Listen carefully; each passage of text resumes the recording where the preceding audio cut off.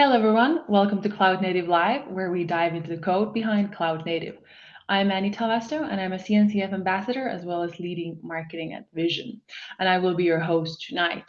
So, every week we bring a new set of presenters to showcase how to work with cloud native technologies. They will build things, they will break things, and they will answer all of your questions. You can join us every Wednesday to watch live. So this week we have More here with us to talk about abstracting Kubernetes and setting standards with internal developer portals. Very excited for this. And as always, this is an official live stream of the CNCF, and as such, it is subject to the CNCF Code of Conduct.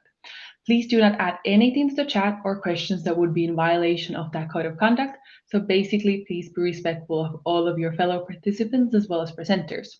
With that done, I'll hand it over to Moore to kick off today's presentation. Yeah, thank you so much for that warm introduction. So, hi everyone. My name is Moore. I'm a lead architect at Port, and today I will be talking about abstracting Kubernetes and setting standards with internal developer portals. We're going to discuss developer portals in general, Kubernetes, and how they connect together and help you and your developers with their developer portals and their internal developer platforms. So, let's get started. So first of all, a bit about me. I'm a software engineer. Previously also hosted a CNCF webinar about introduction to developer experience, which is a topic highly related to developer portals and internal developer platforms. I love video games, bouldering, and burgers. People from around the office always ask me about the best place to eat around the office. I always have a cheeky answer. If you're ever in the Tel Aviv area, feel free to hit me up. I'll definitely have some recommendation for you. So first of all, what are developer portals and internal developer platforms? So developer portals are meant to be a layer making it easier for developers and platform teams to coordinate and gain access to the underlying infrastructure that their applications and services run on.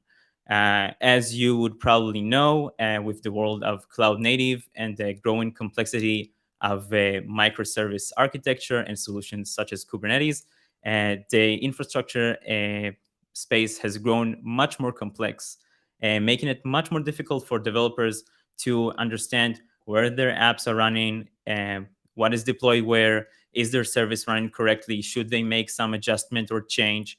And the idea of developer portals is to actually simplify all of that complexity and give them that one-stop shop, that one place they can access to actually gain a good layer of visibility into what's happening, and also who is the owner of a specific service, who is the current on-call, and other relevant information, as well as gaining a layer of self-service to gain more independence and rely less on mails or Slack messages or just finding the closest DevOps engineer in the hallway, and really improve delivery and making their work more convenient and easier, and letting them focus on actually shipping code and quality code without really diving into the bare metal of the Kubernetes that's running their applications. So now that we know a bit about developer portals, let's talk about the core pillars and what should be inside every good developer portal for your organization and for your R&D team. So first of all, we have the software catalog. And the software catalog is meant to store all of the information to create that nice visibility layer. So we're talking, what microservices do we have? Where are they running? On which cluster? Which workflows? In which cloud environment and cloud provider or cluster? And so on and so forth, to really give you that visibility layer that gives you, first of all, a bird's eye view about everything that's going on. But in addition to that, the ability to dive in and really find that one piece that you're missing, maybe that documentation to the API you're consuming, or maybe the information about the current performance of your cluster. In addition to that, we have the self-service layer. A lot of times, developers have these rather repetitive tasks that they do not have the permissions or the deep dive knowledge to execute themselves. And these actions usually require them to open a ticket or send them a message or an email to their DevOps engineer to ask them, hey, I need this new permission, I need this new cloud resource, can you help me with that? And usually the DevOps already has a script to perform that action, but he doesn't want to fully expose that script to the developer because he fears it might be too complex or it might break something if used incorrectly. And the idea of the self-service layer is to actually expose those actions in a safe way and pave that actual golden path for developers to gain more independence when interacting with the infrastructure. Another layer we have is the workflow automation, which actually lets machines, for example, our CI/CD, our Argo CD, and other platforms take advantage of all of the information and abilities that we have in the software catalog pillar and the self-service pillar of the developer portal to actually make decisions. So, for example, our software catalog might say that a certain service is currently locked for deployments. And if someone by mistake tries to make a new deployment for that service, the workflow automation layer will check that info, see, hey, this service is currently locked, you can deploy it. Maybe it's the holidays and you don't want to make any sudden changes to production that might break something. Maybe we're at a code freeze before a new release or something along those lines. So this is another way that developer portals make it easier and more controlled to deliver quality software. And another pillar is the scorecards. Scorecards lets you set standards for how quality code and quality services in your infrastructure and your environment look. So, for example, you can say, hey, from my maturity standard standpoint, a certain microservice is only mature if it has an X number of replicas or higher.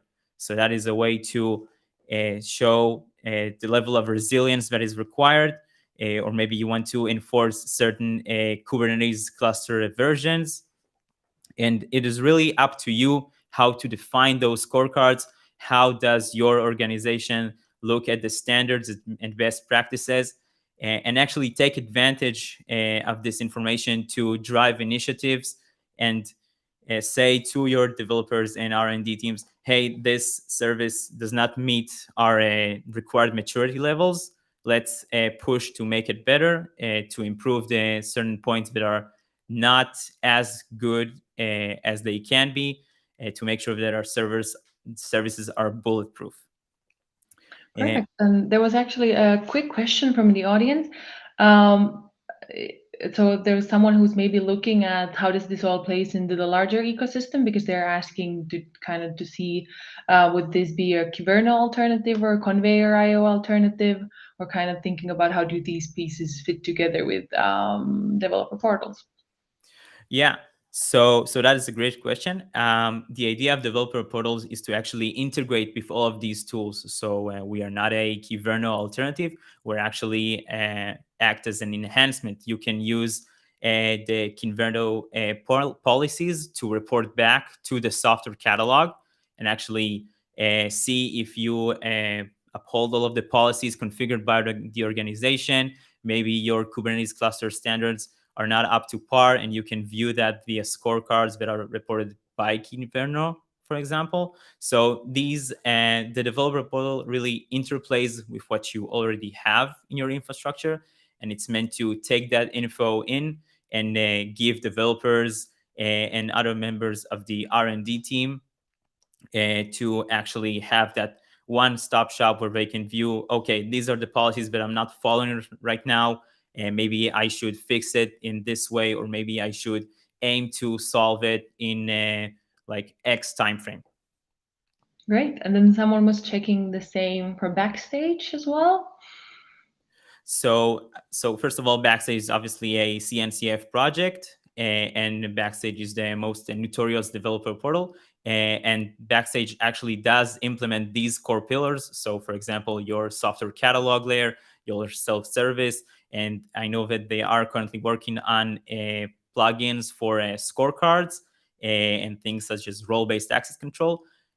So what you see here are the pillars that comprise a good developer portal, and Backstage is also aiming to do that. Yeah, perfect. And then someone also wanted to see if the presentation will be available somewhere, like the slides and whatnot. Yeah. So I will share them with you later, and I believe you can send them to the people who sign up. Yeah, they will be sent. And also, as always, this whole webinar live stream will be available as a recording in the CNCF YouTube. So you can rewatch it as many times as you want from there. And it's going to be uploaded essentially immediately after this to the CNCF YouTube live stream section. So you can head over there after this to find out all those information nuggets from there. But for now, there's no more questions, so we can continue. Awesome. So, as I was saying, the developer portal also includes usually a strong role-based access control layer, controlling exactly who can see which information. Because one of our main goals with a good developer portal is to reduce the cognitive load, which means we don't want to show a developer all of the information that we have from all of the infrastructure. This will just overload him and make him confused. What should I focus on? What is relevant to me?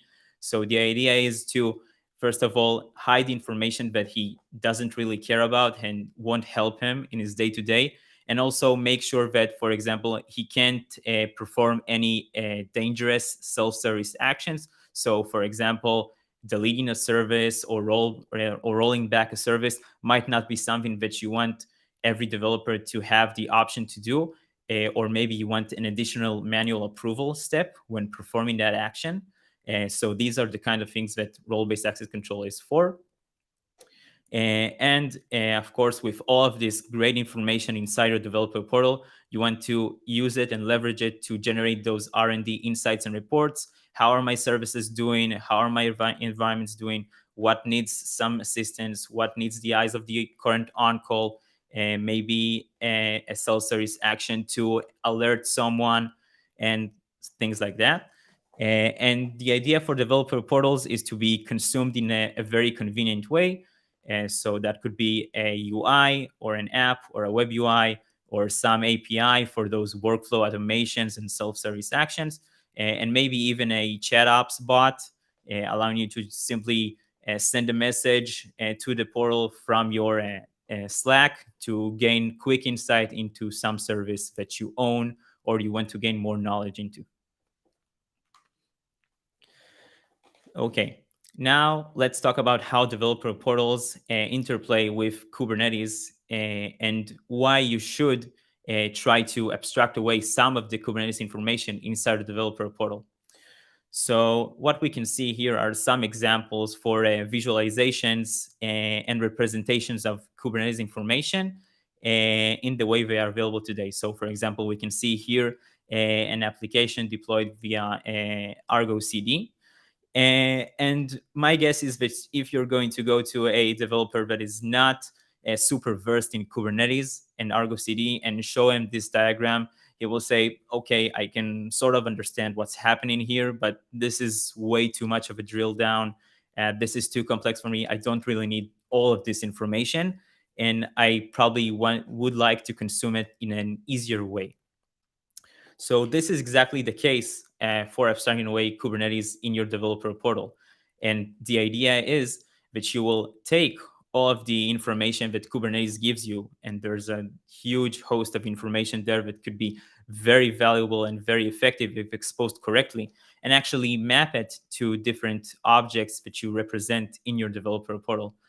So, for example, you could represent a microservice and say, I care about the deployment name, and that is actually the image name. Or I want to take from the deployment labels the runtime of the environment. Or maybe I want to look at my running service and actually see, okay, how much CPU is it using, how much memory, what is the general service health, and so on. And the idea is to actually make use of all of the great information that you have in your Kubernetes, and it's very easy to consume via the Kubernetes API and show it to your developers in a convenient way that makes it easier for them to understand, okay, what is actually happening, what should I actually focus on and care about. Now, every good developer portal has a data model, and what I'm going to show today is a data model revolving specifically about Kubernetes because this is the topic of this webinar. So what I'm going to focus on is these components of the data model. And an important thing to note about data models in developer portals is that they are always very specific to an organization. Every organization is unique. Every organization cares about different things. The developers have different levels of understanding of how Kubernetes works or interaction with it. So the idea is to actually map the data model in a way that fits your organization. But in this case, we're going to talk about clusters and nodes, namespaces, workloads, which is a generic name that we give for deployments and stateful sets and daemon sets and so on and so forth, and pods. And when we explore these components of the data model further, then we can see the actual information that we care about. So, for example, a cluster is just a parent entity that we want to use to actually consolidate together all of the information. But when we're looking at a namespace, we might care about when it was created and its labels. When we look at a node, we might care about its readiness and its label and its kubelet version and the total CPU that it has. And again, the idea with a data model is that it should fit your organization.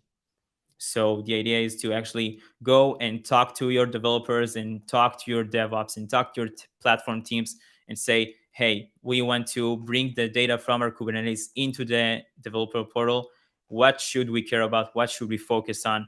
What will make lives for the R&D team easier? And like I said, some more things that we're going to focus on are the workloads. So the containers, the strategy config, what are the limits on containers, and so on and so forth. And the idea is to customize it really to your needs. Okay, now that we understand what is the data model that we want to show, and why should we even want to extract some of the Kubernetes information, let's talk about how we actually do that. So the idea is to use an ETL and JQ to extract the correct information, the information that we care about from Kubernetes. Now, you will see here at the bottom some links. Those links are sent to you in the chat, so you can look at those, and we'll also explore those in a second. Now, I want to show you exactly how this idea of simplification works.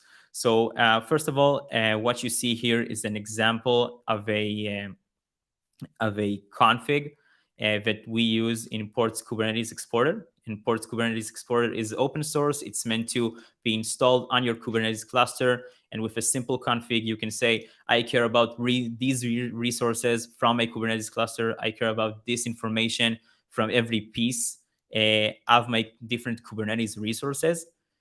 So I can extract the information that I care about. So for example, here you can see that we take from the replica sets kind or object from the Kubernetes API, and we can query specific by specific fields. So for example, I only care about replica sets that are not from the Kube default namespace.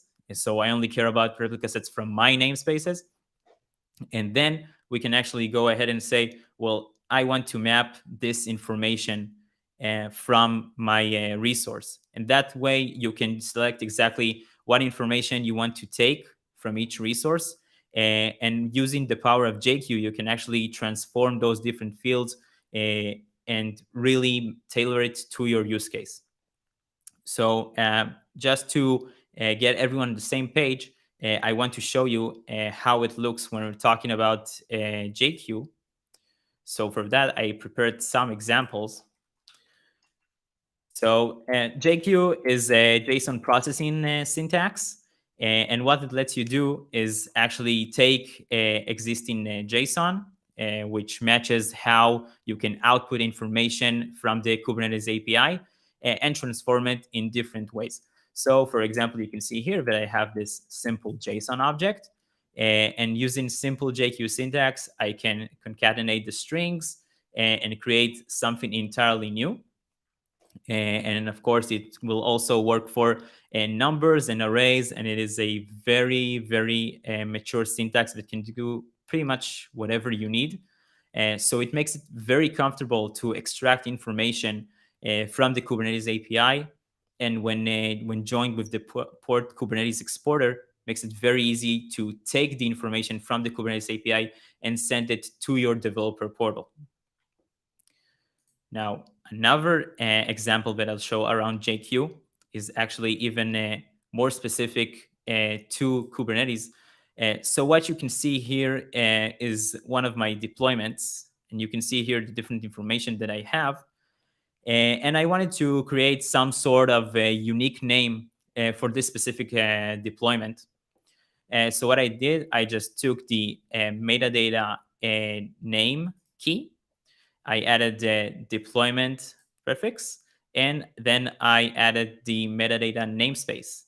And this created this output string, which allows me to gain a new string that can take information from other areas of the cluster. So, for example, I can take the namespace or the UID, or even look at the spec or strategy and really leverage the entire information that exists in the Kubernetes API, along with JQ, making it very easy to extract the exact pieces of information. It can even do array manipulation or constructing to really tailor that information that you extract from your Kubernetes.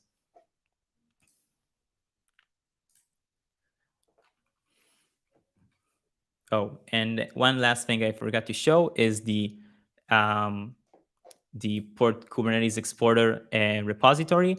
So this repository is fully open source, and you can check it out. We also have a Helm chart to deploy it, but it's very easy to get inside. It's written in Go.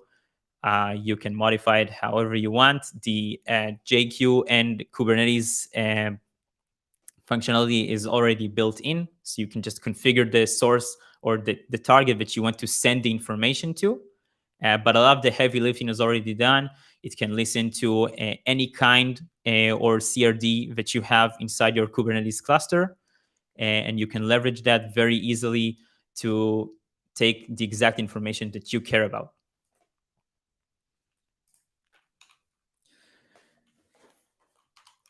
Now, what I wanted to show you now is exactly how this looks. So I'm going to switch screens for a second.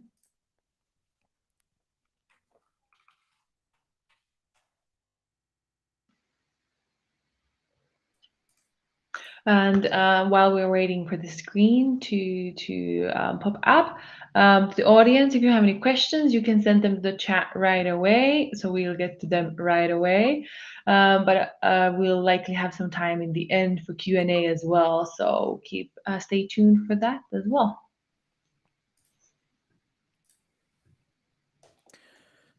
Okay.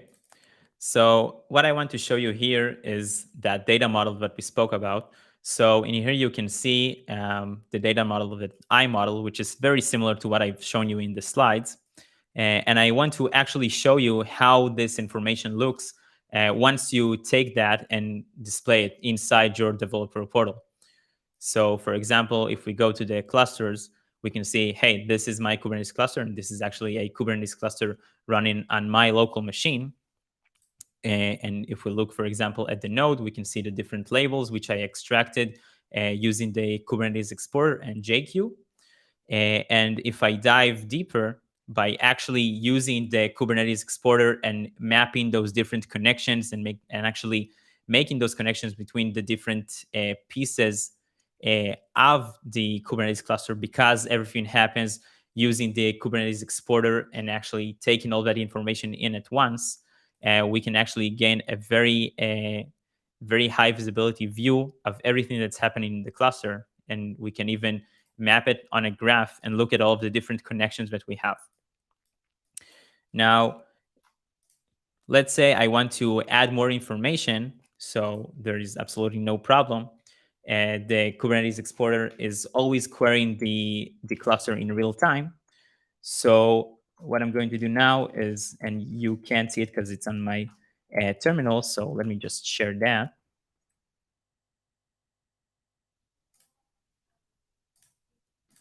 Oh, and while we wait for the terminal to pop up, there's an audience question. So Sebastian asks, will you present about abstracting a multi-platform landscape above cluster level? So I will not be touching that specifically in this webinar, but the idea of the Kubernetes Explorer is that it's not unique to one cluster. So you can use it to deploy it on multiple clusters that you have and map all of these together to your developer portal. So even if you have tens or hundreds of Kubernetes clusters running thousands of workflows or workloads, you can always map those to that one single developer portal and actually exposing all of that information in one place and actually exposing it to the correct teams to avoid that overload and make sure you have that one place that consolidates all of the necessary information. Perfect. So what I'm going to do now is I'm going to add another namespace. Let me just zoom in so we can see it a bit better. So I'm going to create another namespace, and I'm I also think going, we could zoom in a few more times. I think yeah. it. Sure. Oh, I think it's going like smaller at the same. Oh, now it's looking better. Yes. Yeah. Okay. So I'm going to add another namespace, and I'm also going to add another service to my cluster. So we can see we have a new namespace created, and we have a new service and deployment in that new namespace. And now, when I go back to my developer portal, since the Kubernetes Explorer is always querying in real time, then we will see we now have a new namespace. And also, if I go to the services page, then I also see a new service. And if I dive into that, since my Kubernetes Explorer already knows how to extract information from services and pods and deployments and namespaces, then all of the information is already mapped in automatically. It knows how to take that information in. So even if my service just now was deployed and it's brand new, then I can already see it appear on my cluster and have all of the relevant information inside. Perfect. And then there's a question from the audience again, Sebastian. Thank you so much for asking questions. So they ask again a VW group slash Audi specific query probably. Can I onboard at scale developers and route them to a different platforms than maybe according to internal criteria automatically? Yeah. So the idea of a developer portal in the end is to be that place for all of your developers and maybe not only them, because since you ingest so much quality information that's arriving directly from your systems, then maybe you also want to expose it to your customer support team or the product managers, for example, to see how progress is going with certain projects, for example. So the idea is to really bring in as much information, as much quality information as possible, and using the role-based access control pillar to actually expose the correct information to the correct personas. And the idea is to not create different platforms for specific teams. Rather, you want to create that one platform and uh, make sure that the correct personas see the correct information. But even if they need that extra layer of visibility to dive a bit deeper, then they have the option to request those permissions, even if it's maybe just temporary, or maybe give them that tailored view that gives them the exact information that they require for most of their work. Sounds good. And if anyone wants to ask more questions, everyone's always obviously welcome to elaborate on more specific questions in the chat as well. Oh, and there's another question, or should we take that one, or do we want to continue a bit more further in the presentation? No, for now, let's continue and we'll have some more time for questions moving forward. Okay. So no, we're gonna take your question, James, in a while. No worries.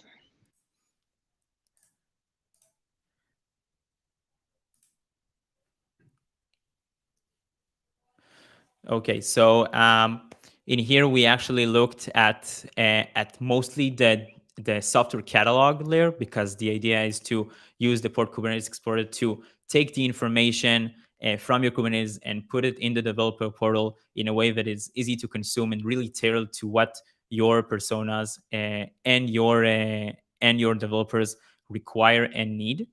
But as we said, the developer portal and developer experience journey does not stop there. And the next steps are implementing scorecards, which will let you look at specific Kubernetes readiness metrics and things that you care about. So, for example, if we look at a sample scorecard for production readiness, we might say, okay, I say that a bronze tier is if the kubelet version is X, and it's silver if it's Y, for example. Or we can look at some configured checks. So, for example, we don't want privileged containers. We must have some CPU and memory limits. We don't want anything production being deployed in the default namespace. And the idea of scorecards is to actually configure, hey, this is how a super production ready up to the highest standard cluster looks. And now that we have all of the information inside the developer portal, let's examine it and see, hey, are we up to those standards? Are we absolutely bulletproof and ready? And if not, what can we do to improve that? And as we said, we want to give our developers a high degree of independence. So now that we have all of that Kubernetes information inside the developer portal, we want to give them the option to actually take advantage of that to make actionable decisions. So, for example, I know that the action shown here is the restart cluster, which is maybe a bit extreme. But of course, we can take that action and say, as this could as easily have been change the replica count, or roll back a service, or change the deployed image tag. And the idea is to actually give your developers the ability to trigger those actions themselves, because we know that usually this is the job of the DevOps and the platform team, and they usually do it using maybe infrastructure as code or Argo CD or some GitOps way. And we want to actually expose this functionality to the developers to make sure that they don't need to search for their DevOps with mails or finding them in the hallway to actually invoke those actions. And that way, everyone improves, because the DevOps does not need to be bogged down with mundane requests, and the developer doesn't need to wait for someone to simply click a button for him, and everyone can move along much more quickly and deliver software faster. And that's it. I hope this helped you learn a bit more about developer portals and developer platforms, and how you can take the information from Kubernetes and expose it in a much more convenient to consume way for your developers that might not be as well versed. Uh, and it's time for questions. Perfect. There's a few questions already in. James asked a question that I teased already earlier. So, as Kubernetes features are released, what is the time lag generally for this to be supported in the port, if applicable? Yeah. So the Kubernetes exporter is actually perfectly tied into the running Kubernetes cluster. So basically, every new type or kind or CRD that you have in the cluster is always queryable by the exporter. So even if you just upgraded to a new Kubernetes version, or maybe you installed a new service, or for example, if you didn't have Argo CD before, but you just installed it, then the Kubernetes Explorer can already take advantage of that and take that information from those new Argo CD CRDs, for example, and without any new work needed to be done. Great. And then Sebastian actually provided a bit more extra info and said, thank you so much. And they apparently have 30 plus platforms already. So they continued, our requirements would not circle around the one platform to rule them all idea, rather than a central onboarding tool to distribute the dev teams to the right platform, in best case, mostly automatic and auto provisioned. All the best, guys. Yeah. So okay. So in that case, the developer portal is still a great tool to use because you can consolidate the onboarding information into your developer portal and immediately say, "Hey, I have John from the backend team just onboarding into the company. Let's send him a link to the developer portal and go let him go through the backend onboarding flow. Maybe you can store some links for the relevant repos or documentation or those actual internal platforms that he should keep his eyes on as he's working inside the company. So the developer portal can also be that gateway to the different information that you want to expose and use in the onboarding flow in your organization. Yeah, sounds good. And then James actually continued a bit by saying, you mentioned support for Argo CD for GitOps. Is Flux CD and Flagger also supported? Yeah, so the Kubernetes exporter will support any CRD that is available on your cluster. So if you install FluxCD and now it exposed new CRDs into the cluster, then the explorer can definitely take advantage of those. Great. And then Arvind asks, is there any documentation available for them to kind of dive deeper into? Yeah, for sure. So first of all, the repository here contains all of the code which you can dive into, as well as a link to the documentation and the Helm chart, which you can view to learn a bit more about how to deploy it and how to customize it to your needs. Perfect. That should be a good starting point for everyone. While on the topic, question from my side essentially, is there any good learn more resources that people should dive more into after this? Yeah, for sure. So first of all, there is our demo which I've written down here. So this is really a way for you to get inspired and see how far a developer portal can go when you make it fully fledged and really focus and double down on getting that information into the platform and creating that data model that fits you and see how you can make all of the connections between the different areas inside your platform. And also, ports documentation includes a lot of introductory videos into the world of developer portals and platforms and the different software pillars. So I definitely recommend you go ahead and check those videos out. You'll have a familiar face there because these videos also include recordings of me. And I really take the time to take it from the basics. What does the developer portal give you? Why should you want it? What should you put inside it? And how you should expose it to your different teams of developers and DevOps and platform. Great. So far, there's no new audience questions, but if anyone is typing away, send them in now. Oh, they're asking GitHub link, please. I think we shared it already. There we go. I'm gonna highlight it again. There we go. There is the link to the GitHub repo. There you can get all of the aforementioned great content and see more of Moore's face there as well. Good. So while we see if anyone else is typing in any final questions, a question from my side. So developer portals are obviously kind of gaining a lot of attraction and being they're a very hot topic. Where do you see from your side the space moving into the future? Anything kind of that you would think that would need to be added to the discussion or so forth? Yeah. So again, this is a really hot topic right now, and a lot of companies are starting to realize, hey, this is something that we want. This is something that we need, and we're starting to have a lot of complexity in our infrastructure, and we want to simplify that and create that one-stop shop to make things easier for our developers and for the other personas that they interact with.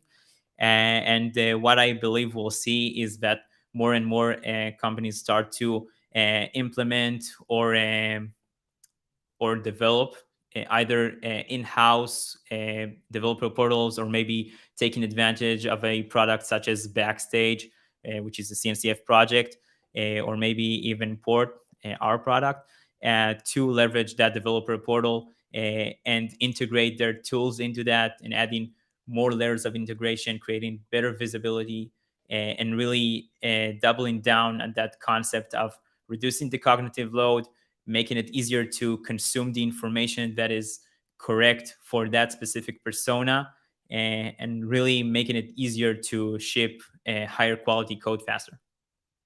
Perfect. So then there was also someone asking, is there a recording of this event available? Yes, there is.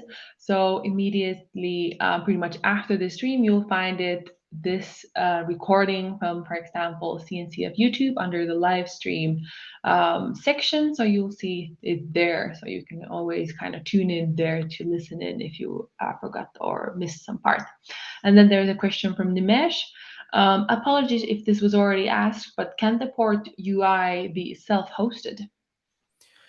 So Port UI is available as a software as a service offering, but the Port Kubernetes Exporter, which I've shown here before, and I've also linked the GitHub repo, is open source, and you can take it and customize it and install it on your Kubernetes cluster and integrate it with your self-hosted Kubernetes and developer portals if you would like that. Great. And if anyone's typing away, last call for any questions. But more, is there anything kind of final things that you want to say from your side? So first of all, thank you all for tuning in to the webinar. I hope this helped you gain some insight into developer portals and how they interplay with Kubernetes. Uh, I really suggest looking more into the topic, as it's a very hot topic, and a lot of companies are starting to see the need for a developer portal, and it's definitely a good idea to be ahead of the curve and start looking into the different available resources in the space. And obviously, if you want to chat, then feel free. Maybe I'll send my email here, and it will be sent in the chat for everyone. So feel free to send me a message if you have more questions or want to learn a bit more. Also, my Twitter appears in the slide, so feel free to contact me there as well. And I hope you enjoyed. Yeah, perfect. I have it here highlighted. And I think the Twitter will be a great, or their social media will be great resources as well for everyone to reach out. And there was already some thanks in the audience, so that's great to hear. But yeah, let's start wrapping up then. There we have the About Me section. That's good. But yeah, so thank you everyone for joining in the latest episode of Cloud Native Live. It was great to have a session about abstracting Kubernetes and setting standards with internal developer portals. Really also love the audience questions as well as interaction today. Always love to see that. And as always, we bring you the latest Cloud Native code every Wednesday. And in the coming weeks, we have more great sessions coming up, so tune in for those. Thank you for joining us today, and see you all next week.